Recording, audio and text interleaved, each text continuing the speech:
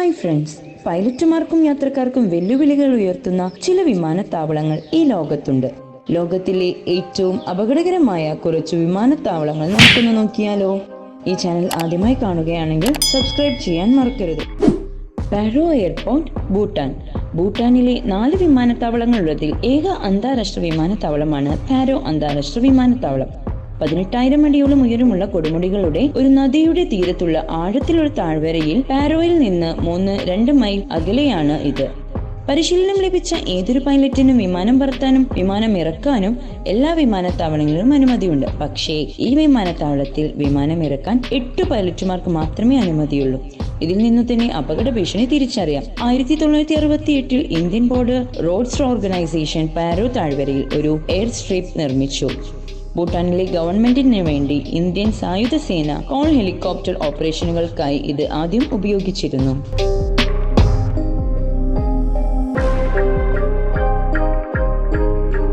കോഷേവൽ airport, France.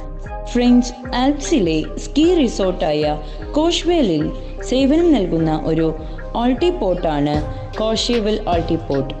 Alps പർവ്വതനിരയിൽ സ്ഥിതി ചെയ്യുന്ന ഈ വിമാനത്താവളത്തിന് ചുറ്റും വൻ മലയിടുക്കുകളാണ്.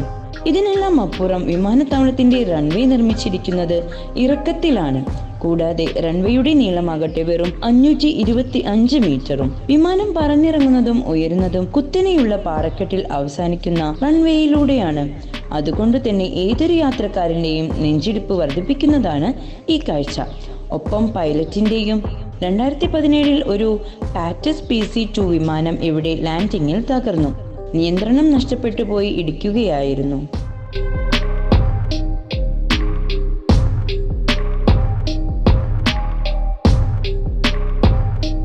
ജുവാൻജോ റോസ്കിൻ എയർപോർട്ട് ഇൻ സാബ. ലോകത്തിലെ ഏറ്റവും ചെറിയ വാണിജ്യ വിമാനത്താവള റൺവേ ആണ് സെന്റ് മാർട്ടിനിലെ സാബ വിമാനത്താവളത്തിലേത്. റൺവേ തുടങ്ങുന്നതും അവസാനിക്കുന്നതും കടലിടുക്കിലാണ്. കൂടാതെ റൺവേയുടെ ഇരുവശങ്ങളിലും കുത്തനെയുള്ള ഇറക്കവും ഇവ ചെന്നെത്തുന്നത് സമുദ്രത്തിലേക്കും. 13,000 മീറ്റർ മാത്രമാണ് ഈ വിമാനത്താവളത്തിലെ റൺവേയുടെ നീളം. വലിയ വിമാനത്താവളങ്ങൾക്ക് ഇറങ്ങാൻ കഴിയില്ല. ചെറിയ വിമാനങ്ങൾ മാത്രമാണ് ഇവിടെ എത്തുന്നത്.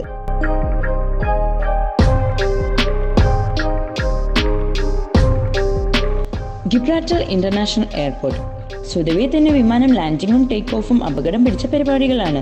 അപ്പോൾ ഇതിനിടയിൽ തിരക്കേറിയ ഒരു റോഡ് കൂടി പോകുന്നുണ്ടെങ്കിൽ എന്താകും അവസ്ഥ?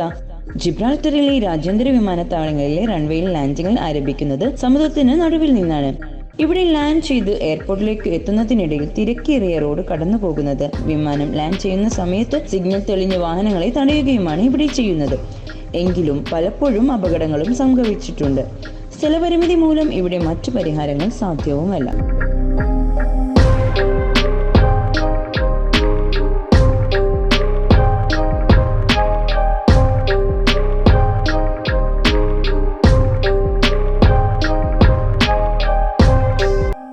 Princess Juliana International Airport, Saint Martin. Caribbean ദ്വീപായ സെന്റ് മാർട്ടിനിലെ പ്രിൻസസ് ജൂലിയാന രാജ്യാന്തര വിമാനത്താവളം ബീച്ചിനരികിലൂടെ വന്ന് റൺവേയിലേക്ക് ഇറങ്ങുന്ന വിമാനത്താവളങ്ങളുടെ ദൃശ്യങ്ങളിൽ കൊണ്ട് പ്രശസ്തമാണ്. ഹോളണ്ടിന്റെ കീഴിലുള്ള ഈ ദ്വീപിന്റെ സ്ഥലപരിമിതി തന്നെയാണ് ബീച്ചിനോട് ചേർന്ന് വിമാനത്താവളം നിർമ്മിക്കാൻ കാരണമായത്. ശ്രദ്ധിച്ച് ലാൻഡ് ചെയ്തില്ലെങ്കിൽ വിമാനം കടലിൽ കിടക്കുമെന്ന സ്ഥിതി ഇവിടെയും ഉണ്ട്. 2100 മീറ്ററാണ് ഇവിടുത്തെ റൺവേയുടെ നീളം.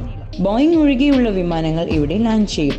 2500 മീറ്ററാണ് ബോയിങ് വിമാനങ്ങൾ ലാൻഡ് ചെയ്യാനായി റൺവേയുടെ ഏറ്റവും കുറഞ്ഞ നീളം വേണ്ടത്.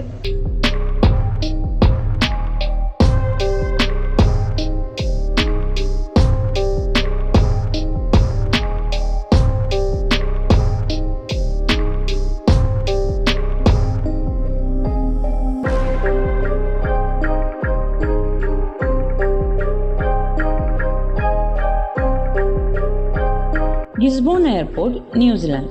ജിബ്രാൾട്ടർ വിമാനത്താവളത്തിൽ റൺവേക്ക് കുറുകെ റോഡാണെങ്കിൽ ഗിസ്ബണിൽ ഇത് റെയിൽപാളമാണ്. റൺവേയിലേക്ക് കുറുകെ റെയിൽപാളമുള്ള ലോകത്തെ 3 വിമാനത്താവളങ്ങളിൽ ഒന്നാണ് ഗിസ്ബോൺ. മറ്റു രണ്ടും തിരക്ക് കുറഞ്ഞവയാണെങ്കിൽ ഗിസ്ബോൺ തിരക്കേറിയ രാജ്യാന്തര വിമാനത്താവളമാണ്. അതുകൊണ്ട് തന്നെ അടിക്കടി ട്രെയിനുകളും വിമാനങ്ങളും പരസ്പരം പാതകൾ മുറിച്ച് കടന്നു പോകും. അതിനാൽ അപകട സാധ്യത ഏറെയുമാണ്. കൃത്യമായ അളവുകളിൽ ട്രെയിനിന്റെയും വിമാനത്തിന്റെയും സമയം ക്രമീകരിച്ച് ഈ പ്രതിസന്ധി അധികൃതർ മറികടക്കുന്നത്. വിമാനത്താവളം നിർമ്മിച്ച സമയത്ത് റൺവേ ഒരു സൈഡിലായിരുന്നു. എന്നാൽ പിന്നീട് റൺവേ നീളം കൂട്ടിയപ്പോൾ അത് റെയിൽവേ ലൈൻ കടന്നു പോകുന്ന വിധത്തിലായി. 30 വർഷം മുമ്പ് ആദ്യകാല മോഡൽ ബോയിങ് 737 വിമാനങ്ങൾ ഇവിടെ എയർപോർട്ടിൽ ഇറക്കുകയായിരുന്നെങ്കിലും കൂടുതൽ ആധുനിക എയർബസ് A320കൾക്ക് റൺവേ ദൈർഘ്യമേറിയതായിരുന്നില്ല. എന്നാൽ ഇപ്പോൾ വളരെ തിരക്കുള്ള ഒരു വിമാനത്താവളമായി മാറി.